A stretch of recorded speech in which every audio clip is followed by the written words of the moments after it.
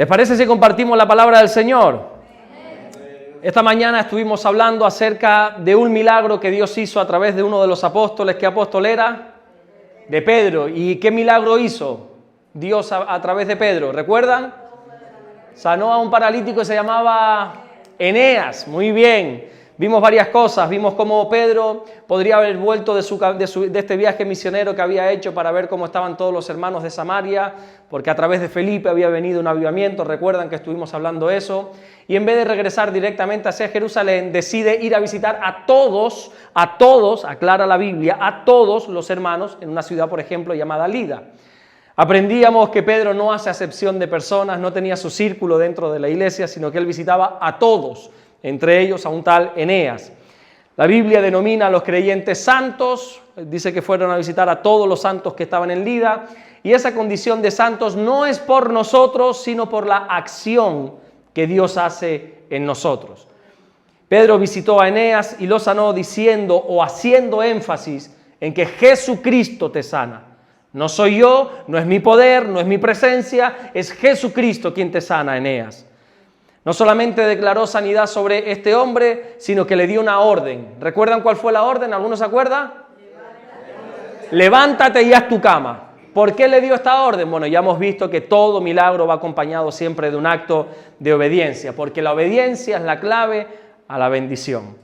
Y bueno, mientras Pedro sigue ahí en Lida, porque vemos que la obediencia de este hombre trajo un gran avivamiento, no solamente a Lida, sino a una ciudad vecina llamada Sarón. La Biblia dice que todos creyeron en el Señor Jesucristo, así que me imagino los cultos maravillosos que tenían que tener en esa ciudad, se juntaban cientos, miles de personas seguramente a adorar al Señor. Pedro junto con los demás discípulos estaban seguramente discipulando a todas esas personas, pero mientras Lida y Sarón estaban de fiesta, a 16 kilómetros hay otra ciudad que empieza un luto, que empieza una tristeza. Así que acompáñame por favor a Hechos capítulo 9, versículo 36. Hechos capítulo 9, versículo 36.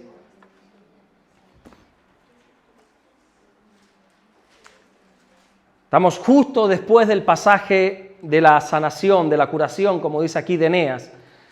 Y dice la Biblia en Hechos capítulo 9, versículo 36. Había entonces en Jope, ¿recuerdan esta ciudad, Jope? ¿De quién? ¿Quién descendió a Jope para tomar un barco e irse? ¿Recuerdan? Jonás. Ustedes tienen buena memoria, ¿eh? Había entonces en Jope una discípula llamada Tabita, que traducido quiere decir Dorcas. Esta abundaba en buenas obras y en limosnas que hacía. Y aconteció que en aquellos días se enfermó y murió. Después de lavada, la pusieron en una sala. Y como Lida estaba cerca de Jope, los discípulos, oyendo que Pedro estaba allí, le enviaron 2 hombres a rogarle: no tardes en venir a nosotros. Levantándose entonces Pedro fue con ellos, y cuando llegó le llevaron a la sala donde le rodearon todas las viudas, llorando y mostrando las túnicas y los vestidos que Dorcas hacía cuando estaba con ellas.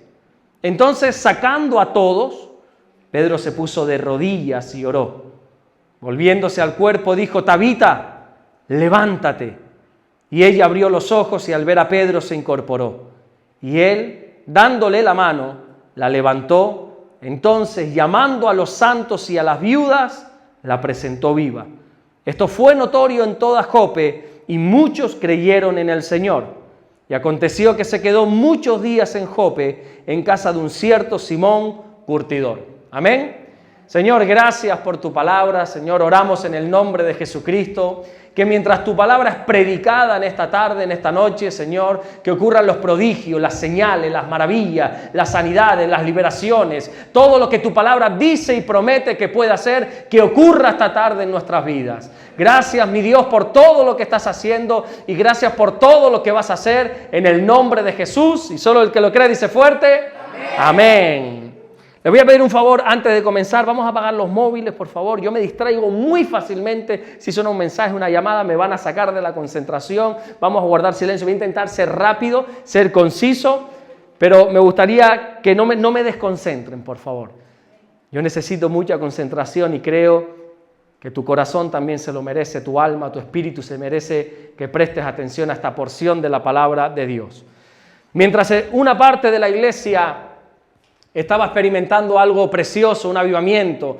Había 2 ciudades enteras que se habían convertido al Señor. Había a 16 kilómetros nada más una ciudad que estaba enfrentando un duelo porque una de las miembros de la iglesia había fallecido. Ya hemos visto que en otras ocasiones, cuando unos disfrutan, quizá otros empiezan a sufrir. El gozo de unos quizás es el sufrimiento de otros y viceversa. Pónganme un ejemplo bíblico. ¿Alguno sabría decirme algún ejemplo bíblico? ¿Recuerdan, por ejemplo, aquella mujer que la Biblia dice que tenía un flujo de sangre, una hemorragia interna, ¿verdad? Que estaba brotando sangre de su cuerpo, de sus partes, ¿verdad? Íntima. Llevaba 12 años, dice la Biblia, con una hemorragia interna. Y ella cuando empezó ese sufrimiento, hacía 12 años, la Biblia intercala esa historia con otra juntamente, que es la historia de Jairo. ¿Conocen a Jairo? Que dice que su hija con 12 añitos muere también. Así que encontramos que esta mujer cuando empieza con esta enfermedad, hay otra familia que está de alegría, está de gozo, porque le acaba de nacer una niña. Pero sin embargo, vemos que cuando esta mujer a los 12 años recibe su sanidad, justo en ese momento empieza el sufrimiento de esa misma familia porque ha muerto su hija. Sabemos que al final hay una parte de la iglesia que muchas veces está alegre, pero en ese mismo momento también hay otra parte de la iglesia que está sufriendo. ¿Cómo debe responder la iglesia en estos momentos?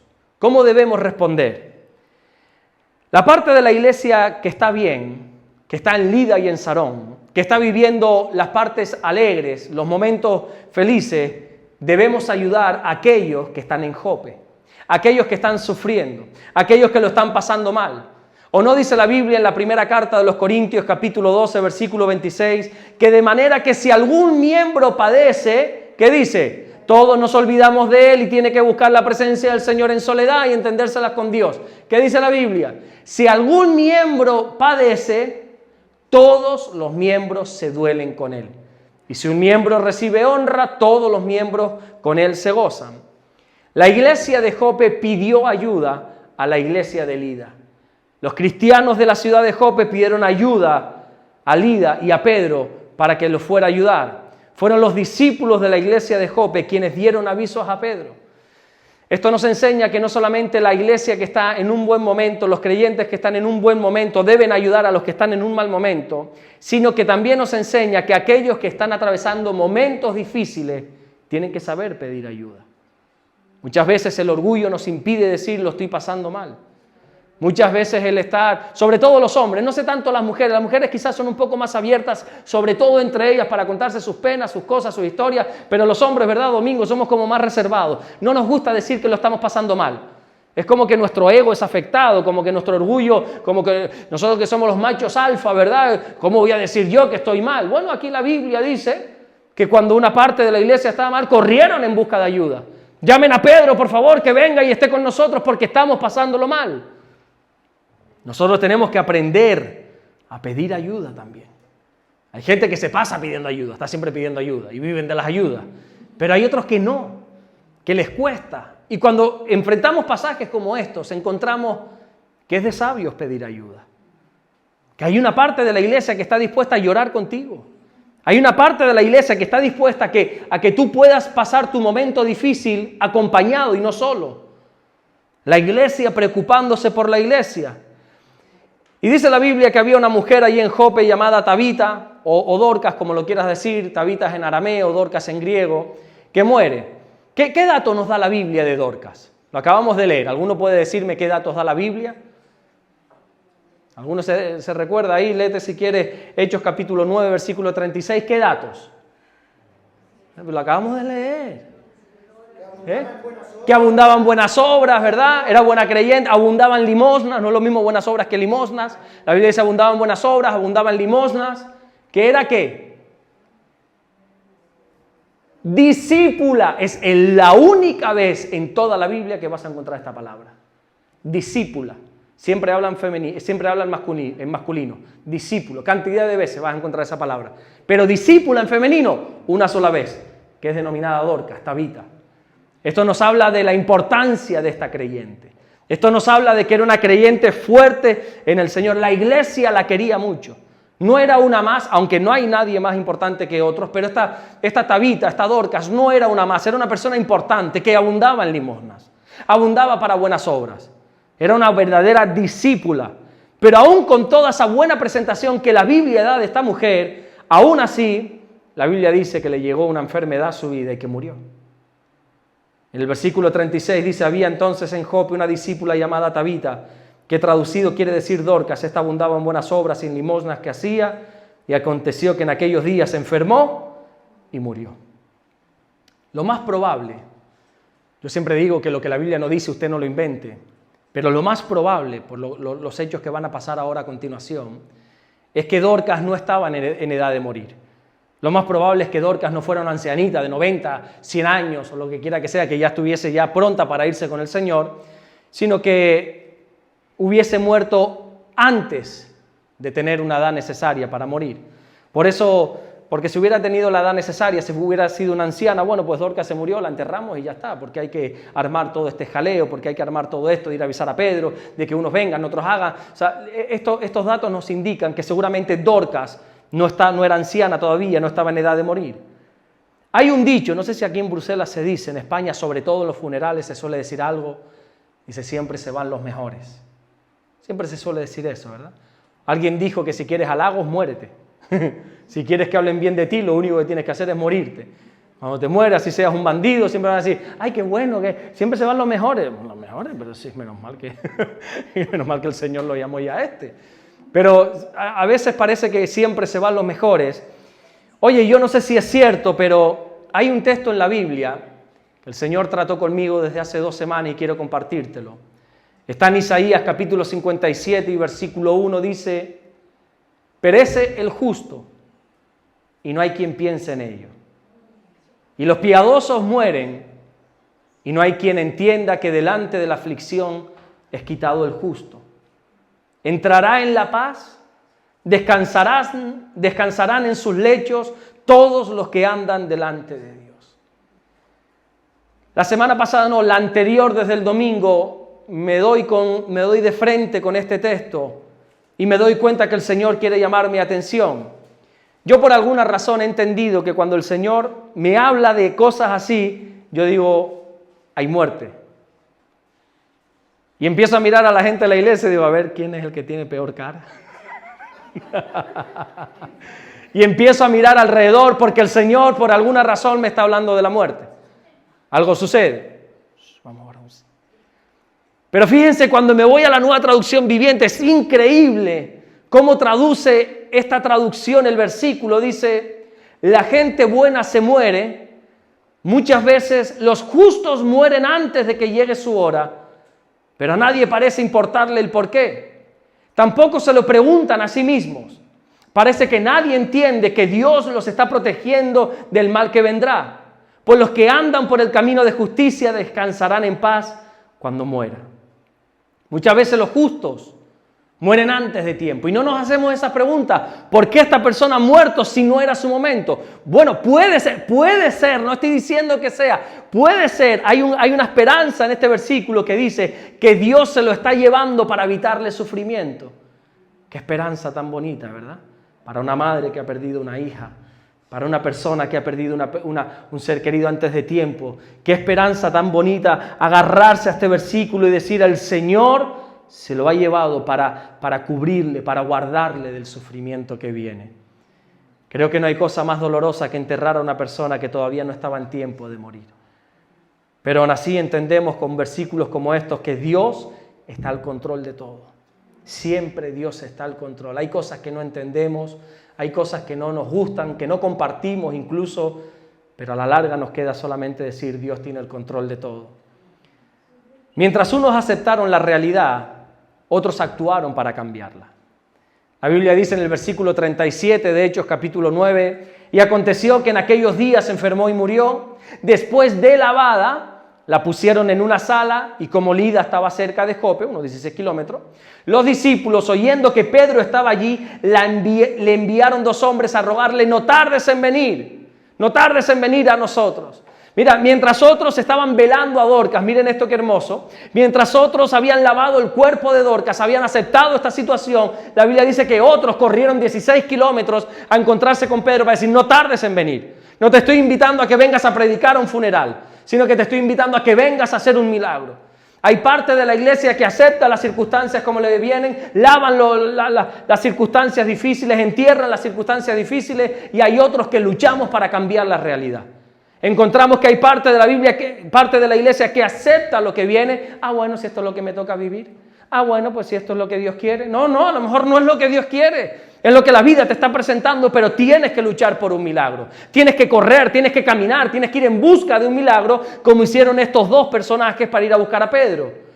Cuando Pedro se entera de lo sucedido, la Biblia dice que enseguida va donde está Dorcas. Pedro no dice cosas como, mira, chicos, búsquense la vida, a mí qué me dicen ahora. Yo estoy aquí en Lida, yo estoy contento, estoy en medio de un avivamiento, no sean aguafiestas, yo no voy a ir ahora para allá. Ustedes ya son mayorcitos, son maduros en el Señor, oren ustedes, entierren a esa pobre mujer ya, déjenme en paz.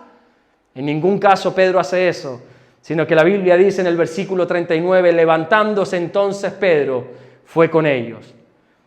Pedro inmediatamente se levantó y fue. Porque una iglesia llena del Espíritu Santo es una iglesia que actúa, una iglesia activa, una iglesia que dice, vamos a orar por esto, vamos a orar, vamos a hacer esto, vamos a hacer. Pedro no fue invitado a Jope a predicar en un funeral, sino a hacer un milagro.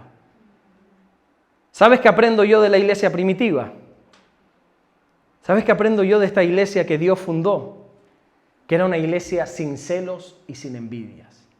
Por lo menos hasta este punto de la historia. Más adelante ya se meterán los celos, las envidias, todas las tonterías y todas las basuras que hay ahora mismo dentro, ¿verdad? Pero para este entonces, la iglesia primitiva era tan poderosa porque no tenía ni celos ni envidias.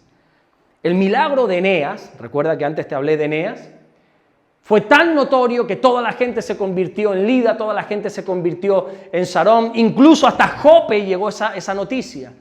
Y como los de Jope escucharon eso, los de Jope sabían que Dios estaba usando a Pedro en milagros, decidieron ir en busca de Pedro. Hoy en día, Dorcas no hubiera resucitado.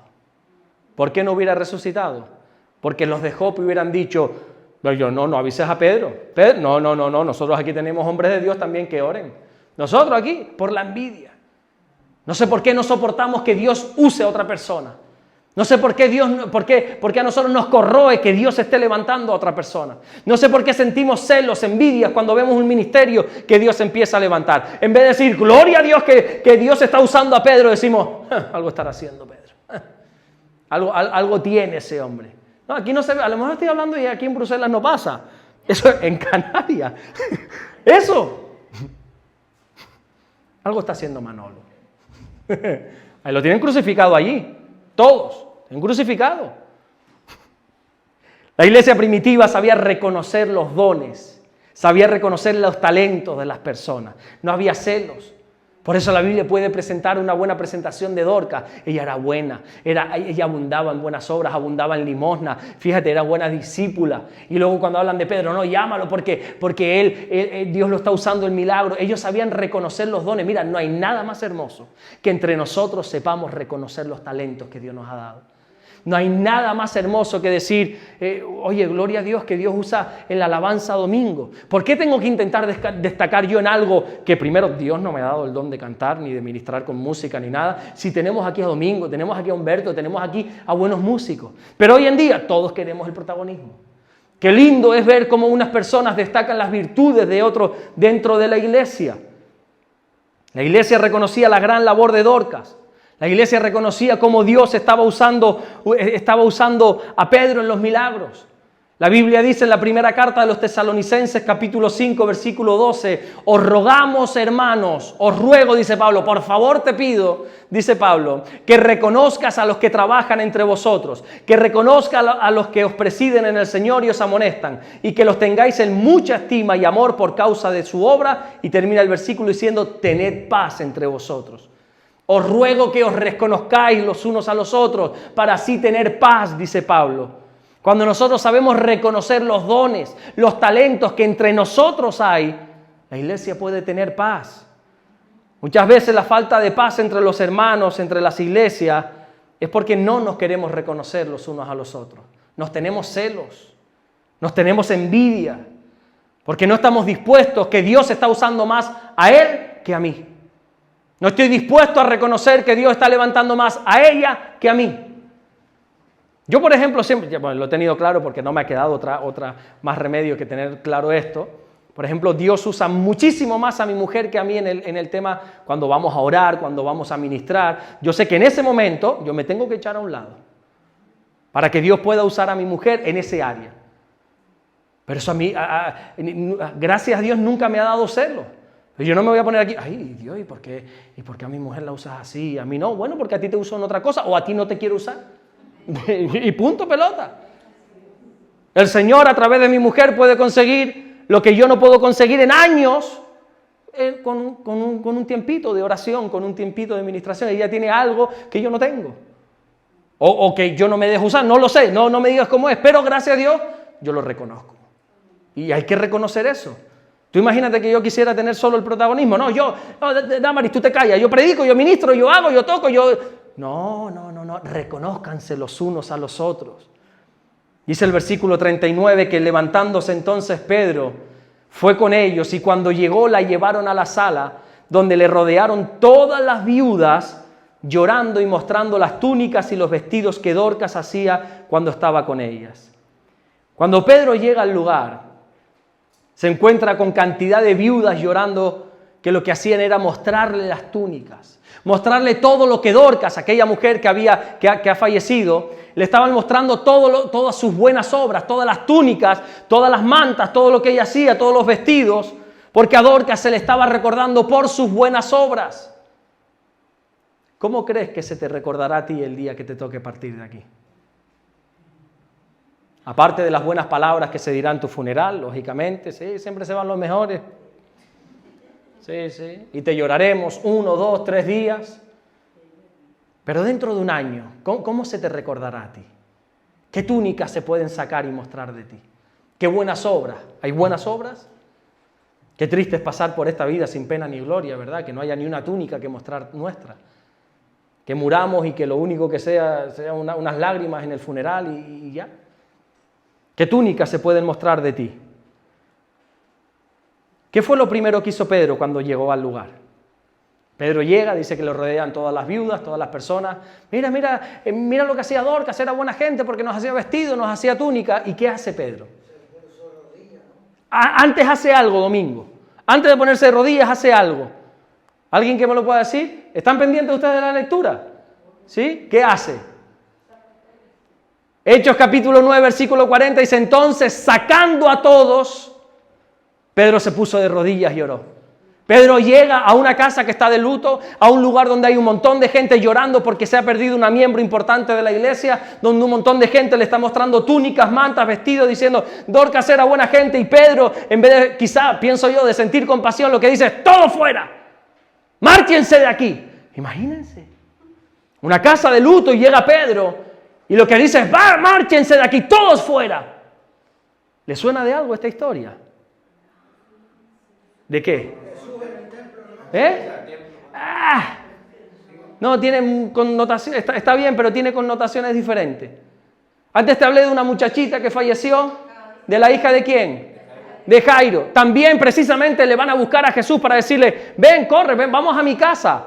Y entonces en el camino cuando llega se encuentra que había un alboroto, todos llorando porque la niña había muerto, ¿verdad? Y dice que incluso tocando trompeta, bueno, porque así eran los funerales en aquel entonces. ¿Y qué hace Jesús cuando llega? ¡Todos fuera! Y los saca a todos de la habitación. ¡Márchense de aquí! ¡Todos fuera! El Mateo 9:23 dice que al entrar Jesús en la casa del principal, viendo a los que tocaban flautas y la gente que hacían alboroto, les dijo, apartaos, porque la niña no está muerta sino duerme. Y se burlaban de él, pero cuando la gente había sido echada fuera, entró, tomó la mano de la niña y ella la levantó. Lo que Pedro estaba haciendo, echando a todo el mundo de esa casa, principalmente era imitando a Jesús. No sé si a Pedro quizá le llegó como un pensamiento en ese momento, oye, esta circunstancia es similar a la que vivió nuestro Señor hace tiempo con la hija de Jairo, y yo recuerdo que el Señor hizo esto. Quizá lo que Pedro estaba haciendo era imitar al Señor. ¿A quién estás imitando tú? ¿A quién imitas? Entonces, no, yo no imito a nadie. La Biblia dice que nosotros tenemos que imitar al Señor. La Biblia dice que toda nuestra trayectoria, todo nuestro día a día, es con el fin de que crezcamos para que le imitemos, para que seamos más como el Señor. Ahí en Efesios capítulo 4, versículo 11 dice que el Señor mismo ha constituido a unos apóstoles, a unos profetas, a otros evangelistas, a otros pastores y maestros, a fin de perfeccionar a los santos para la obra del ministerio, para la edificación del cuerpo de Cristo. Versículo 13 dice, hasta que todos lleguemos a la unidad de la fe y del conocimiento del Hijo de Dios, a un varón perfecto a la medida de la estatura de la plenitud de Cristo. El Señor ha levantado una iglesia para perfeccionar a los santos, para que vayamos creciendo a la medida del Señor, para que nos parezcamos siempre al Señor. La pregunta es, ¿te pareces cada día más al Señor? Cada día que pasa en tu vida, ¿te asemejas al Señor o cada día estás más alejado del Señor? Hace muchos años atrás mi mujer me hizo una pregunta que me dijo, Alberto, si el Señor tuviese la necesidad de volver a la tierra, por las razones, no vamos a entrar en teología, es una pregunta para niños pero profunda. Si el Señor tuviese que venir otra vez a la tierra, no tiene tiempo para hacer todo el proceso como hizo la otra vez, de venir a través del vientre de una mujer, no, tiene prisa, dice.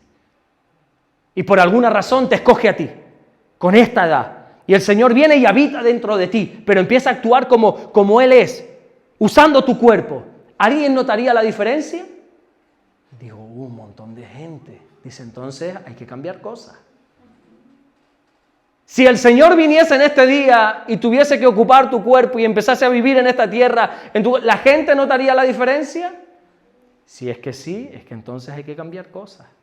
El Señor ha creado la iglesia para que cada día nos parezcamos más a Él. Y Pedro, como tenía intimidad con el Señor, pues entonces podía imitar al Señor. Pedro echó a todas las personas de allí para imitar al Señor. Alguien dijo, las estadísticas dicen que nosotros somos el producto de las 5 personas con las que más nos juntamos. Tú piensas que eres único, que eres genuino, que eres el centro del mundo, que eres la última Coca-Cola del desierto, ¿verdad? Que tú no tienes comparación con nadie, sin embargo, se dice que tú eres la mezcla, el producto de las 5 personas con las que más te relacionas. Por eso tenemos gestos de papá y de mamá. Y aún pasan los años, aún quizás llevas años sin ver a tu padre o a tu madre y sigues teniendo gestos de ellos. ¿Cuántos tienen gestos de sus padres? Yo, además, cada vez que van cumpliendo años me doy cuenta que soy igual a mi padre. Tengo gestos igual. Nos reíamos, no sé cuándo fue, una vez que estábamos en Tenerife y estaba mi padre y estábamos en un sitio, mi padre y yo haciendo una cola, y entonces miro a Damar y Damar se está riendo y yo, ¿por qué te ríes? Y dice, mírate a ti, mírate a tu padre. Entonces estábamos en la misma posición así. Digo, ay Dios, ¿verdad? Entonces me cambié para decir que no me parezco. Y al rato me mira y dice, mírate otra vez. Éramos iguales. Digo, me estoy convirtiendo en mi padre. Pero porque llevo años con él, ¿verdad? Entonces somos el resultado. Y Pedro pudo imitar al Señor porque pasaba tiempo con el Señor. Y tenía intimidad con el Señor. Pero también echó a todos de ahí de la habitación porque Pedro sabía que para que obrase un milagro, y atentos a esto, él tenía que tener intimidad con Dios. Pedro no se quedó en esa habitación a solas porque sí, por gusto, para echarse una siesta, porque venía cansado de caminar tantos kilómetros. Pedro se quedó a solas porque sabía que para que Dios pueda obrar, alguien tiene que tener intimidad con Dios. La Biblia dice en Hechos 9:40 que entonces, sacando a todos, Pedro lo que hizo fue ponerse de rodillas y oró. Y la Biblia enseña que si nosotros queremos que Dios nos use públicamente, tiene que haber algo primero, que es intimidad en el secreto, ¿verdad? ¿O no dice la Biblia en Mateo capítulo 6, mas tú cuando ores, entra en tu aposento, entra en tu habitación, cierra la puerta y ora allí en lo secreto, porque tu Padre que está en lo secreto te recompensará ¿dónde? En público. Hay muchas personas que quieren recompensa pública, pero no quieren pasar tiempo en el secreto. Y Pedro dice, no, yo conozco un principio. Y el principio espiritual dice que me tengo que quedar a solas con Dios, tengo que tener intimidad con Dios para que Dios pueda hacer algo en lo público. Lo más importante de un cristiano es su tiempo de intimidad con el Padre. Pregúntate en esta tarde, ¿cómo está tu relación con Dios? Esta es la pregunta más interesante o más importante que se te puede hacer en tu vida. ¿Cómo está tu relación con Dios? No te estoy hablando de cómo está tu relación con la iglesia, cómo está tu relación con los hermanos, no te estoy preguntando si vienes y sirves, si eres el primero que llegas y el último que te vas, no estoy diciendo que, no, estoy diciendo tú y la intimidad con Dios. Porque a veces las muchas ocupaciones te puede llevar a descuidar, y te lo dice una persona que prácticamente no tiene un segundo libre. Las muchas ocupaciones te pueden impedir buscar a Dios en el secreto. Es que tengo que hacer, es que tengo que ir, es que tengo que no sé cuánto, es que tengo. Bueno, está bien, pero ¿y el secreto cómo lo tienes? ¿Y tu aposento, esa puerta cerrada, cómo está? No sé por qué Dios grabó en mi mente una imagen de hace 10 años. Hicimos como una obra de Navidad en la iglesia. Y hicimos como si fuera una familia que se apartó del Señor, que estaba viviendo su vida apartado del Señor, pero por alguna razón su hijo toma unas malas decisiones. Entonces, claro, los padres sí van corriendo al pastor a buscar ayuda, ¿no? Es que mi hijo. Entonces el pastor lo que les dijo es, bueno, busquen de Dios. Miren a ver qué les dice Dios en su palabra. Y en esa obra hacíamos que la mujer, la madre, iba corriendo a la Biblia para leerla, y no sé por qué esa imagen la tengo aquí grabada como si fuera hace 3 segundos, donde esa mujer, me acuerdo, se llama Inés, cogió la Biblia, la habíamos llenado de polvos talco. ¿Tú te acuerdas de esa imagen? La había llenado, de gofio, ¿verdad? Ni siquiera polvos talco, de gofio. Más canario no se puede ser. La llenó de gofio, y entonces cuando cogió la Biblia, esta mujer hace... y la sopla, y claro, un montón de gofio salió, ¿no? Como representando el polvo, el tiempo que hacía que no se cogía esa Biblia, el tiempo que estaba abandonada esa Biblia. Y por alguna razón esa imagen se me ha quedado grabada en la cabeza, y digo, ¿cuánta gente tendrá sus Biblias así? Sin leer. Y más ahora que hay tecnología, y no, es que la tengo en el móvil. Pues mira, si físicamente no la tocas, imagínate en el móvil. ¿Cuántos han puesto a leer el móvil y leer la Biblia en el móvil, y cuando se dan cuenta están en el Instagram, están en el Facebook, están whatsappeando? ¿Solo me pasa a mí? Bueno, pues yo muchas veces voy a leer la Biblia, cuando me doy cuenta estoy así, dándole me gusta a una foto de no sé quién, comentando un estado. Suele pasar. Yo no estoy en contra de las tecnologías, yo tengo tecnología, las uso, pero qué bonito es tener una Biblia aquí, ¿verdad? De papel. El olor a libro, el poder subrayar, el pintorrear, el disfrutar. Es mi punto de vista, ojo, no estoy diciendo, no, tú tienes una Biblia en el móvil, te vas al infierno. Yo no estoy diciendo boberías de esas. Pero yo soy partidario de tener mi Biblia. ¿Tú quieres hacerme un buen regalo? Mi mujer sabe que en mi cumpleaños y en Navidades, mi regalo, ¿cuál es? Un libro y una Biblia. Porque yo lo disfruto. Y luego tengo aplicaciones, todas las que quieras también, en el móvil, en los ordenadores, lo que sea. Pero ¿cómo está tu relación con Dios? ¿Cómo está? Empezamos hace poco un reto, empezamos hace una semana nada más, para leer este mes de diciembre todas las cartas de Pablo, todos los escritos, que son 87 capítulos. Y mi mujer me dice, hace 3-4 días, pon una encuesta ahí en el grupo de WhatsApp para ver cómo van. Y pongo una pregunta. ¿Cómo vas con la lectura? Llevamos 4 días de lectura. ¿Cómo vas con la lectura de la carta? Y puse bien, mal, fatal. Cantidad de gente que puso fatal. Yo, pues llevamos 4 días. Yo estamos leyendo 3 capítulos al día, mi hijo. 3 capítulos al día nada más. Eso te lo lees mientras te duchas, por no decir otra cosa. Mientras estás ahí te lo puedes leer, es que son 5 minutos de tu vida y ya vas atrasado. O sea, es que dentro de una semana, si te pregunto, no, ya te quedaste ya. ¿Cómo está tu relación con Dios? En Hechos capítulo 9, versículo 40, dice que entonces, sacando a todos, Pedro se puso de rodillas y oró. Me encanta esto porque encuentro que Pedro, a pesar de que estaba siendo muy usado por Dios, a pesar de que era, permíteme esta expresión, que no es la correcta, pero para que nos entendamos, a pesar de que era el hombre del momento, el ungido del momento, él mantuvo su condición de humildad. Él no llegó ahí, quítense que ya llegué, Dorcas, levántate. No. Él dice que se puso de rodillas, se humilló delante de su Dios. Él reconoció, igual que con Eneas, recuerda cómo oró Pedro por Eneas. Eneas, no soy yo, Jesucristo te sana. Vemos aquí otro acto de humildad, vemos que Pedro se queda sola y se postra delante del Señor, reconociendo que solo Dios podría resucitar a esa mujer. Porque cuanto más cerca estamos de Dios, más humildes tenemos que ser. No sé por qué hoy en día pasa lo contrario. Cuanto más tiempo llevamos en el Señor, más arrogantes nos volvemos. Más importantes parece que nos volvemos. Y cuando vas a la Biblia te das cuenta que es todo lo contrario. Cuando vas a la Biblia te das cuenta que cuanto más crecía Pablo, él decía, soy un miserable, estoy vendido al pecado, como te decía antes. Y encontramos a Pedro, que era el hombre del momento, postrado a los pies del Señor siempre. Es como la parábola del trigo y la cizaña. ¿Han escuchado esa parábola, verdad? Cuando los discípulos, creo recordar, que le dicen al Señor, Señor, déjanos arrancar a esta gente. Y Él les cuenta la parábola como diciendo, no arranques a la cizaña, porque la cizaña y el trigo son iguales. Y si tú vas a arrancar la cizaña, lo más seguro es que te lleves también parte del trigo, parte del buen grano. Y uno dice, bueno, ¿y qué pasa? ¿Que siempre vamos a estar así? No, va a llegar un momento en que va a haber la diferencia, se va a notar la diferencia entre el trigo y la cizaña. ¿Sabes cuál es la diferencia? Porque el trigo, como va a dar fruto, va a dar grano, el peso va a ser que se encorve, que se doble. Mientras la cizaña, como no tiene fruto ninguno, solo tiene apariencia, sigue recto para arriba, orgulloso, implacable. Pero ¿qué hace la cizaña? ¿Qué hace el trigo? Se postra delante de su Dios. Cuanto más tiempo llevemos, más encorvados tenemos que estar delante de nuestro Señor. Más humildad tiene que haber en nosotros.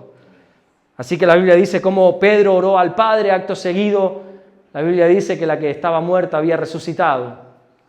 Y en Hechos capítulo 9, versículo 41, dice que él, miren ¿tienes el versículo ahí? Miren este versículo. Y él, Pedro, dándole la mano a Tobita, a Dorcas, la levantó y entonces, quédate con esa palabra que te la voy a explicar, entonces, llamando a los santos, a los que previamente había echado. Recuerda que Pedro llegó todo fuera. Ahora dice que entonces, llamándoles de nuevo y a las viudas, la presentó viva. A mí me llama muchísimo la atención esta palabra entonces.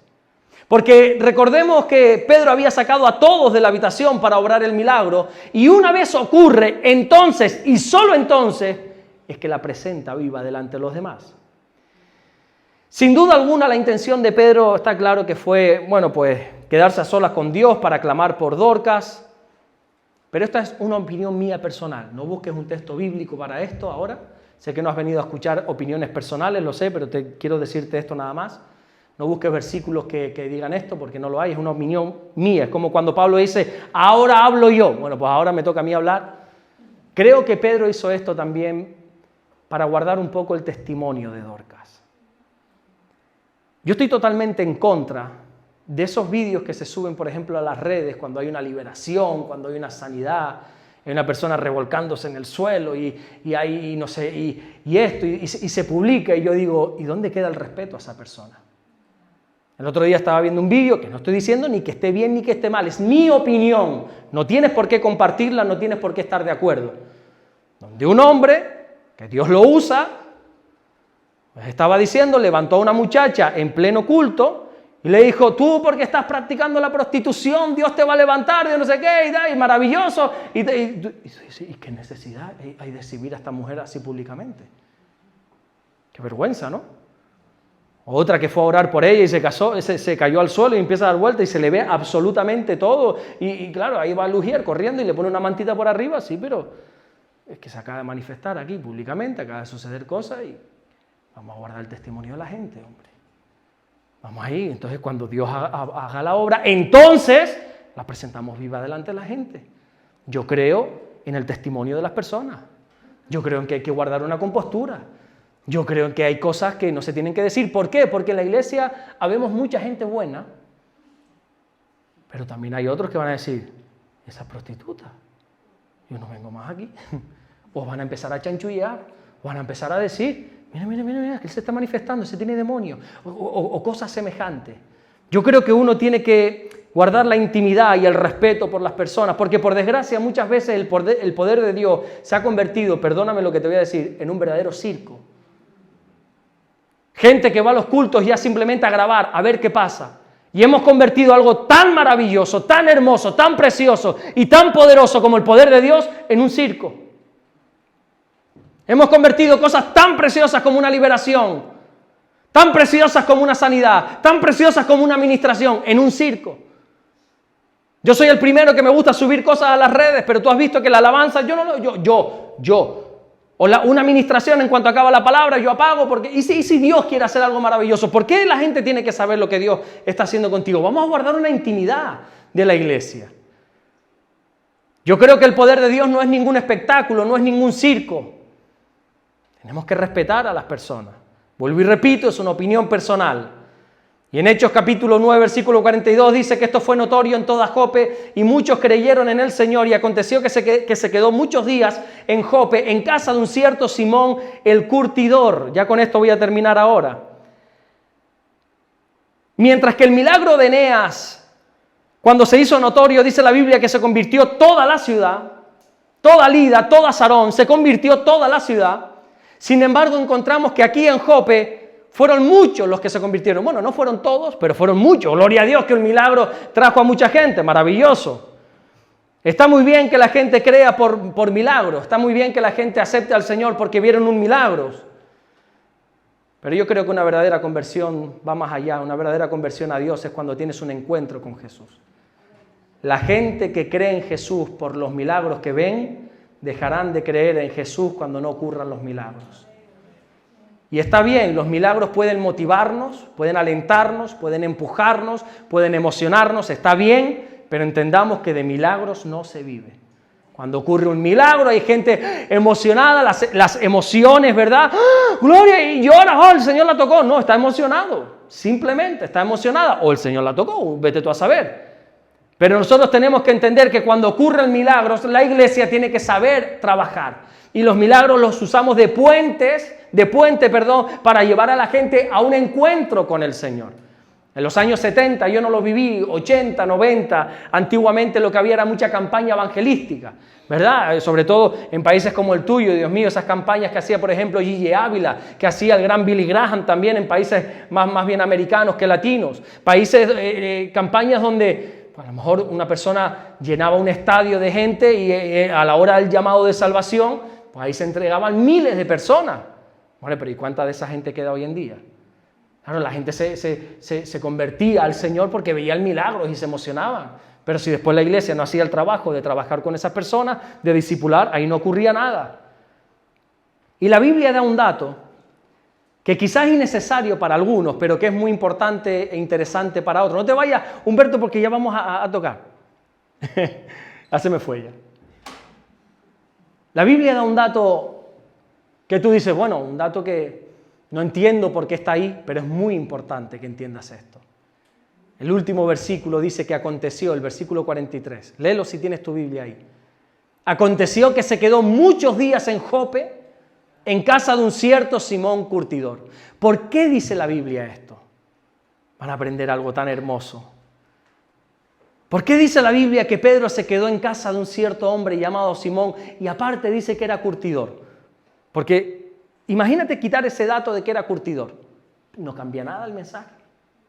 Pues se quedó en Jope, pues lo mismo se queda en Jope que puede volver a Lida, que se vaya a Jerusalén ya. Y ahí hiciste lo que tenías que hacer, Pedro. Mándate a mudar ya para allá, hombre. ¿Qué haces aquí ahora? Pues bueno, te quedaste en Jope, vale, maravilloso, en casa de un hombre llamado Simón. Venga, vale, pero ¿y para qué me dices que era curtidor? Porque la Biblia da ese dato. Un curtidor era una persona que se dedicaba a curtir, a trabajar las pieles de los animales, ¿verdad? Los curtidores eran personas consideradas por el pueblo judío como personas totalmente impuras, porque estaban trabajando siempre con cosas muertas. Sin embargo, si puedes tocar ahí un poquito ya, por favor. Sin embargo, a pesar de que para el pueblo judío los curtidores eran personas impuras, recuerda que un judío no podía tener contacto alguno con lo muerto, aún así dice la Biblia que Pedro se queda muchos días en casa de un tal Simón curtidor. Y quizás esta información no tendría mucho sentido, no entiendo por qué Dios pone eso ahí, dirías tú, si no nos enfrentásemos justo después al capítulo 10. Es como una introducción a lo que viene. Es como que el último versículo del capítulo 9 es una lanza, es una flecha, es una saeta, como diría la Biblia, para llevarnos al capítulo más poderoso que habla sobre la evangelización a los gentiles, que es el capítulo 10. Esto también sucede, por ejemplo, en 1 Corintios capítulo 12, versículo 31, cuando Pablo está hablando de los dones y termina el capítulo diciendo, sí, está bien lo de los dones, anhelar los mejores dones, pero yo os muestro un camino aún más excelente. Y uno dice, vale, Pablo, ¿y por qué terminas aquí el capítulo? ¿Y cuál es ese camino aún más excelente? Bueno, para eso te tienes que leer el capítulo 13. ¿Qué habla 1 Corintios capítulo 13? ¿De qué habla? del amor. ¿Cuál es el camino aún más excelente? El amor. Y Pedro aquí lo que está diciendo, o la Biblia aquí lo que está haciendo es como haciendo un prefacio, está adentrándonos a lo que viene. El capítulo 10 es uno de los capítulos más poderosos. Abre tu corazón para lo que vamos a recibir. Es el capítulo más poderoso que hay en cuanto al evangelismo, porque es la primera vez que el evangelio va a llegar a personas como tú y como yo. Hasta este momento, toda la audiencia de las predicaciones de Pedro eran judíos. Todos eran judíos. Pero en el capítulo 10 vamos a encontrar que por primera vez Pedro se pone frente a lo que la Biblia conoce como gentiles. ¿Qué es un gentil? Alguien que no es un judío, una persona como tú y una persona como yo. Los judíos eran herméticos, eran y son herméticos, cerrados. No aceptan compartir con los que no son judíos. Recordemos incluso el trato que le dan los judíos a los gentiles. Se les trataba de perros, literalmente. En una ocasión, una mujer sirofenicia, dice la Biblia, que se acerca al Señor para pedirle ayuda por su hija. Mi hija está gravemente atormentada, por favor, haz algo. ¿Y cuál fue la respuesta del Señor Jesucristo? No está bien coger el pan de los hijos y echárselo a los perrillos. La mujer no se ofendió, ni en ningún momento el Señor le está llamando perrilla a esta mujer. Olvídense de eso. Pero era el trato que los judíos le daban a los gentiles. De hecho, cuando Pedro, si algún día Dios nos permite volver y hablamos del capítulo 10, te vas a dar cuenta que cuando Pedro se presenta a esa audiencia de gentiles, en una casa donde dice que ahí vivía un tal Cornelio y hay cantidad de personas, todos gentiles. ¿Tú sabes cómo comienza la predicación de Pedro? ¿De Pedro? ¿Sabes cómo comienza? ¿Cómo es? Pedro dice, bueno, vamos a leerlo literal, dice el versículo 28 de Hechos capítulo 10, y les dijo, vosotros sabéis, esta es la primera palabra que Pedro dirige a un gentil en una predicación. Vosotros sabéis cuán abominable es para un varón judío juntarse o acercarse a un extranjero. ¿Sabes lo que significa abominable? ¿Me permiten decírtelo? Asqueroso. Abominable es detestable, es asqueroso. Pedro estaba diciendo, ¿ustedes saben qué asquerosidad para mí estar frente a ustedes?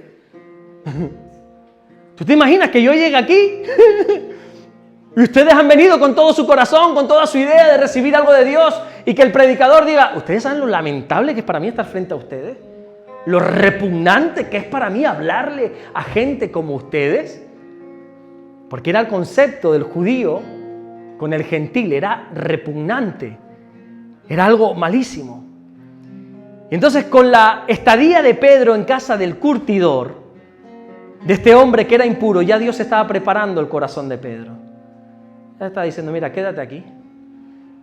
Y mientras tú estabas compartiendo el testimonio, Adriana, no lo contabas antes en la intimidad, tampoco voy a revelar nada así, pero es como el Señor te preparó para lo que vino. Porque el Señor siempre nos va preparando poco a poco. Si vamos a enfrentar algo grande, siempre nos va a dejar primero seguramente en casa de un tal curtidor. El Señor nos va preparando poco a poco. Te dije antes que 2 semanas atrás el Señor me habló de ¿qué? De muerte. Yo estaba mirando a la iglesia diciendo, ¿y quién es el que se va con el Señor? Incluso ese miércoles en el culto de estudio que tenemos, hablé de ese versículo porque el Señor me habló fuertemente diciendo eso, diciendo lo otro. Digo, alguien ya está echado de aquí, alguien ya cumplió su propósito. Alguien ya está en los minutos de descuento. El viernes cuando me llama y me dice, mira, tu abuela falleció, tuvimos que salir corriendo para Madrid, al funeral. Pero justamente cuando yo recibo la noticia me doy cuenta cómo el Señor ya me iba preparando. 2 semanas atrás. Uno llora porque, bueno, qué pena, ¿no? Pero ya tenía 104 años la mujer, ¿y qué vas a hacer? Ya vivió lo que tenía que vivir, ¿no? Pero me refiero que qué lindo es nuestro Dios, qué hermoso es nuestro Dios, que nos prepara poco a poco para lo que ha de venir. Dios nos prepara siempre poco a poco. Porque cuando Dios, por ejemplo, quiere hacer algo grande con Abraham, la primera toma de contacto que tiene, ahí en Génesis capítulo 12, versículo 1, le dice, el Señor le había dicho a Abraham, vete de tu tierra, de tu parentela, a la tierra que yo te mostraré. ¿Pero dónde? Tú camina, Abraham. Camina, que poco a poco yo te iré diciendo a dónde vamos a caminar juntos. Tú comienzas a caminar que poco a poco yo te diré a la tierra. Y le va abriendo poco a poco el velo, como hace con todos nosotros, nos va abriendo poco a poco el velo de nuestro futuro, le va descubriendo su propósito gradualmente. Porque no nos olvidemos cuál era el propósito de Dios. Y hasta aquí tú vas a decir, ¿y por qué la predicación de esta mañana, la de ahora, y pero por qué tanto que si Eneas, que si Dorcas? ¿Cuál era el propósito de Dios? En Hechos capítulo 1, versículo 8. Jesús, antes de ascender a los cielos, la Biblia dice que Jesús muere, resucita al tercer día y pasa 40 días en la tierra con los discípulos. Y justamente antes de ascender a los cielos, los discípulos le dicen, Señor, ¿cuándo vas a restaurar todo esto? Tú nos has prometido que vas a restaurar el reino de Israel. La respuesta del Señor es, efectivamente. ¿Cuándo lo harás? Le dicen. Y el Señor dice, no te toca saber los tiempos ni las sazones. No es importante cuándo va a suceder. Lo importante es que va a suceder. Solamente os pido una cosa, dice el Señor. No se muevan de Jerusalén hasta que haya venido sobre vosotros el Espíritu Santo. Sé que las cosas están difíciles, dice el Señor. Sé que el pueblo judío se ha levantado en vuestra contra. Sé que el imperio romano los van a perseguir hasta darle muerte. Pero no se vayan de Jerusalén hasta que haya venido sobre vosotros el Espíritu Santo. Y cuando haya venido sobre vosotros el Espíritu Santo, me seréis testigos. En Jerusalén, en Judea, en Samaria y hasta lo último de la tierra, dice el Señor. Eso dice Hechos capítulo 1, versículo 8. ¿Cuál era el propósito del Señor? Que los discípulos predicasen la palabra en Judea, en Samaria y hasta lo último de la tierra. Ya Judea habían hablado. Ya en Samaria hemos visto cómo Felipe había traído un gran avivamiento. Ahora faltaba lo último de la tierra. Ahora faltaba abrir el evangelio hacia los gentiles. Ahora faltaba que la palabra de Dios, que el Espíritu Santo llegase a aquellos que no son judíos. Y como los discípulos no quieren obrar por las buenas, la Biblia enseña entonces cómo los judíos se levantan contra los cristianos, matan a Esteban, ya te lo dije esta mañana. Cómo la Biblia dice que esa muerte a Esteban produjo una fuerte persecución contra toda la iglesia. Y casualmente, ¿dónde son esparcidos todos los discípulos? Qué interesante esto. Hechos capítulo 1, versículo 8, Jesús dijo, me serás testigo en Judea, en Samaria y hasta lo último de la tierra. Los discípulos se acomodan en Jerusalén, ahí no se mueve nadie, así que Dios dice, voy a permitir una persecución contra la iglesia. Y todos van a salir esparcidos de aquí. Seguramente decían, pero no entendemos por qué la muerte de Esteban, no entiendo ahora esta persecución. Poco a poco te vas a dar cuenta. Poco a poco. Y mientras no quisiste obedecer, Hechos capítulo 1, versículo 8, le damos la vuelta, son datos curiosos, no tiene nada que ver, no hay nada místico en esto, ojo aquí. En Hechos capítulo 1, versículo 8, tendrás que ser testigo en Judea, Samaria, hasta lo último de la tierra. No obedecen. Y cuando vamos al revés, a Hechos capítulo 8, versículo 1, dice la Biblia que se levanta una fuerte persecución contra la iglesia a causa de Esteban y todos los discípulos son esparcidos a Judea, a Samaria y hasta lo último de la tierra. Y empiezan a predicar la palabra en todos esos lugares. Y viene un avivamiento en Samaria.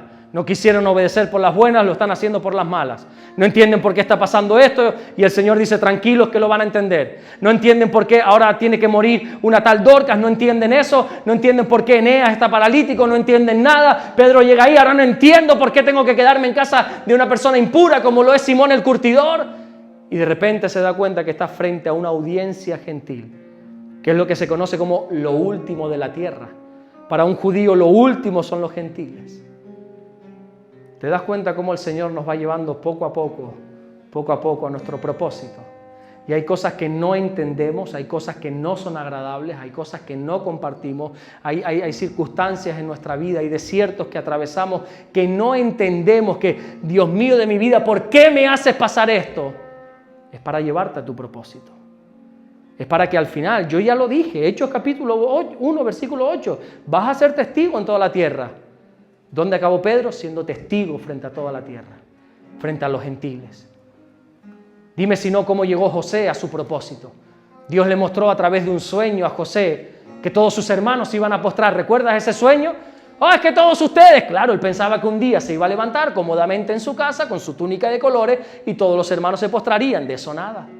Tuvo que pasar desiertos, tuvo que pasar pozos, tuvo que pasar la traición de sus hermanos, tuvo que pasar acusaciones injustas, tuvo que pasar prisiones, tuvo que pasar cantidad de circunstancias para que al final llegara a su propósito. El rey David lo mismo, podríamos poner un montón de ejemplos. ¿Qué te quiero decir con esto?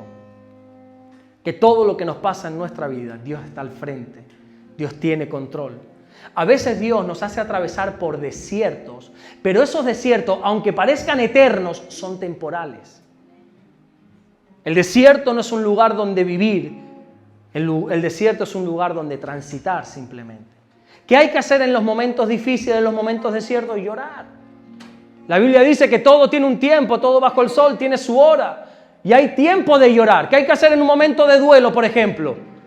Yo he visto personas en los entierros, en los funerales, en los momentos de pérdida. ¿Cómo estás? Bien, bien, aguantando la lágrima. No, es tiempo de llorar, llora. ¿Cómo estás? Mal, destrozado. Tengo el corazón roto en 1000 pedazos, llora. Estoy en un desierto, llora. Ahora, el desierto es temporal. ¿Se vale llorar? Claro, pero no se vale hacer su casa en el desierto. En el desierto no permanecemos. El desierto es un lugar que Dios ha establecido para que nosotros vayamos siempre hacia nuestro propósito, para que vayamos a cumplir ese deseo que Dios tiene para cada uno de nosotros. Cierra tus ojos un segundo.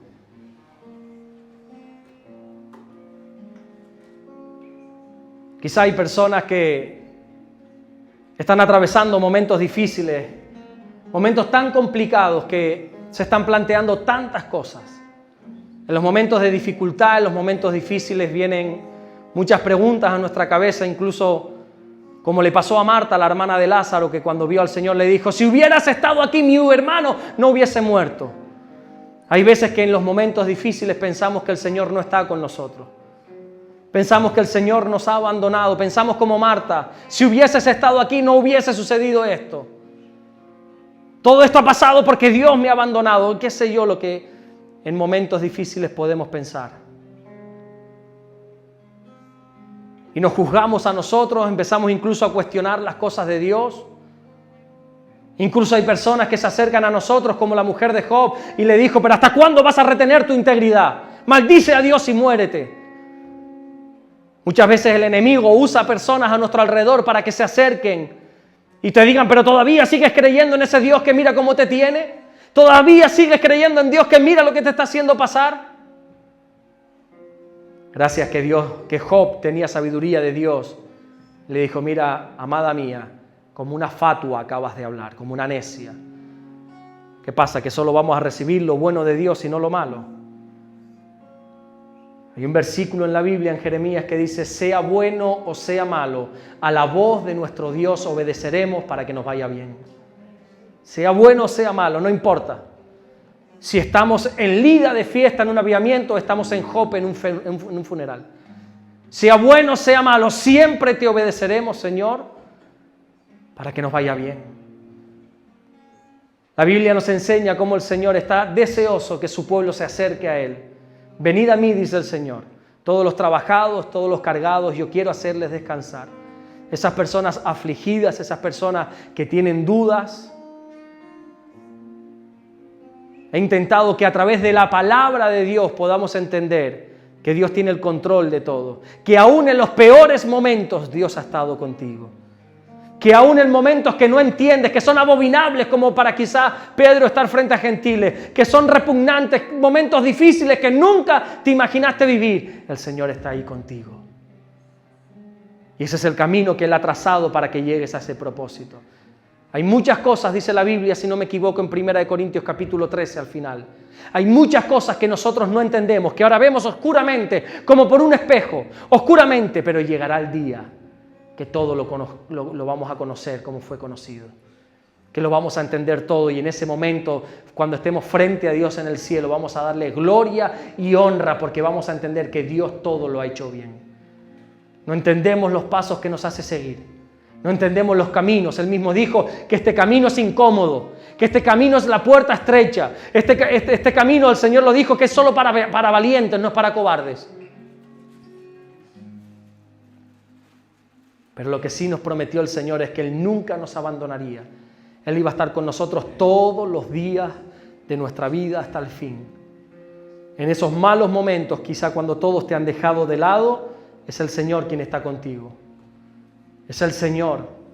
Lo que nosotros tenemos que hacer es lo que hizo Pedro, quedarse a solas con su Dios. En momentos tan difíciles, quedarse a solas, postrarte delante de Dios. Ya lo decía nuestra hermana Adriana antes. Donde tenemos que llorar es en la presencia de Dios. Donde tenemos que soltar nuestras lágrimas, nuestras quejas, nuestros lamentos, es en la presencia de Dios. Es postrarnos ahí y decirle, Señor, no entiendo lo que está sucediendo. Tranquilo, que Dios no se va a escandalizar de lo que tú le puedas decir. La Biblia dice que Él te conoce mejor de lo que tú puedes conocerte. Él pesa tu corazón, dice la Biblia. Tú solo ves el cuerpo, las palabras. El Señor dice que dictamina las intenciones. Él discierne tus pensamientos, tus intenciones. Habla con Dios como pudieras hablar con cualquier persona. Explícale que no entiende lo que está pasando. Que te estás incluso planteando ciertas cosas. Llora delante de tu Dios para que Dios pueda obrar poderosamente. Señor, gracias te damos por tu presencia. Gracias porque tú estás con nosotros, Señor. Tú estás con cada uno de los que aquí estamos, Señor. En los buenos, pero también en los malos momentos, Señor. Tú estás con nosotros en momentos alegres, gozosos, como los que vivió la iglesia de Lida en ese gran avivamiento. Pero estás con nosotros, Señor, cuando estamos a solas, orando para que suceda un milagro, porque nada tiene sentido a nuestro alrededor. Tú siempre estás a nuestro alrededor, Señor. Tu palabra nos enseña que nosotros somos como la niña de tus ojos, que no te dormirás, nunca se duerme el que guarda su pueblo, que tú estás con nosotros, y aunque ande por valle de sombra de muerte, no vamos a temer, porque sabemos que tú estás con nosotros, Señor. Tú no nos has dicho en ninguna parte que no vamos a andar por caminos de sombra o de muerte, pero sí nos has dicho que estarás con nosotros en esos caminos. No nos has prometido nunca que el camino sea fácil, pero sí nos has prometido que aún en las malas estarás con nosotros, Señor. Siempre vas a estar con nosotros, mi Dios. Oro por tu iglesia aquí en Bruselas, Señor. Oro por cada miembro, Señor. Oro por cada persona que aquí está, Señor, que ellos entiendan que no están solos, que tú estás con ellos en las buenas, pero también en las malas, que estás con cada uno de ellos en la intimidad, no porque lo diga yo, Señor, sino que así lo promete tu palabra. Tú estás con ellos, Señor, en su intimidad, en sus problemas, en sus peores momentos. Tú estás con ellos.